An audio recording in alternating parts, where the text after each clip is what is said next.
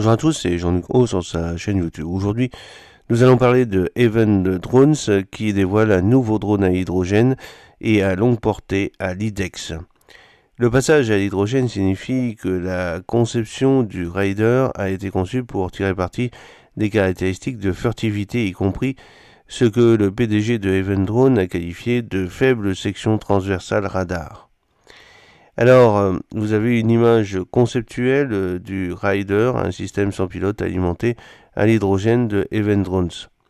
Even Drones dévoile un nouveau système aérien sans pilote alimenté à l'hydrogène avant la prochaine conférence IDEX, alors que la société cherche à étendre son empreinte dans le Golfe.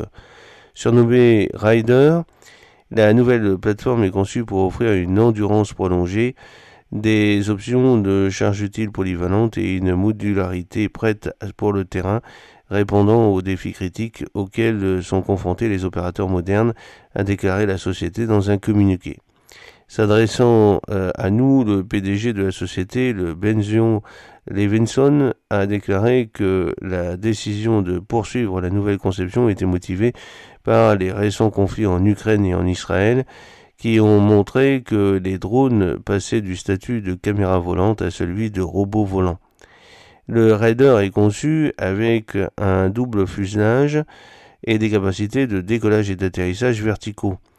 L'ajout de capacités VTOL aux drones est devenu courant car cela leur permet de décoller à partir de navires de guerre et les rend également faciles à déployer dans des différents environnements.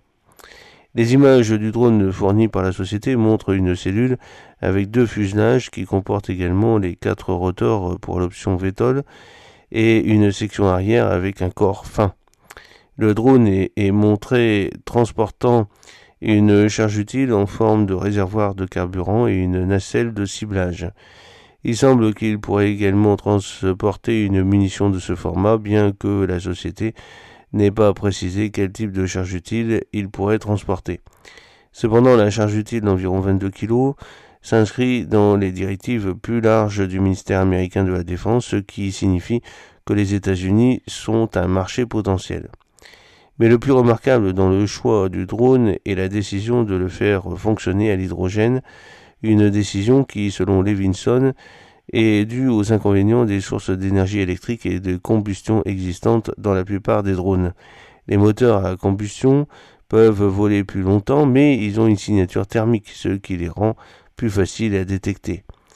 Le passage à l'hydrogène signifie que la conception du Raider a été conçue pour tirer parti des caractéristiques de furtivité, y compris ce que Levinson a qualifié de faible section transversale radar, bien qu'il n'ait pas précisé à quel point.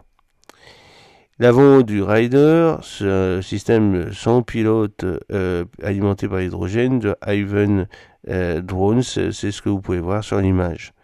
Levinson a expliqué que le Raider utilise de l'hydrogène qui est transféré dans la pile à combustible et qui provoque une réaction chimique, ce qui donne un résultat électrique.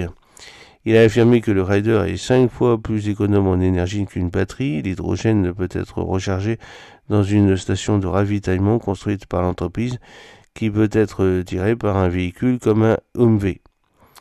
L'hydrogène permet de voler jusqu'à 1000 km, a-t-il déclaré, précisant que Raider peut fonctionner pendant environ 10 heures. Le Raider devrait voler avant la fin de l'année et être opérationnel en 2026. Selon le PDG, il s'inscrit dans la niche entre les petits quadricoptères et les drones plus gros qui ressemblent à des avions de taille normale. Sans entrer dans les détails du prix, il a affirmé que le Raider serait 100 à 1000 fois moins cher que les drones mâles traditionnels comme le MQ-9. Even a été fondé en Israël et continue à y effectuer des recherches et développements, mais le siège social de l'entreprise est officiellement à Miami, en Floride, un endroit important à la fois pour les ventes aux États-Unis et pour des raisons politiques pour les clients potentiels du Moyen-Orient. Le fait que l'entreprise dévoile le système à l'IDEX n'est pas une coïncidence. Levinson a néanmoins rapidement fait remarquer que le système avait suffisamment de puissance pour être pertinent dans la région Indo-Pacifique.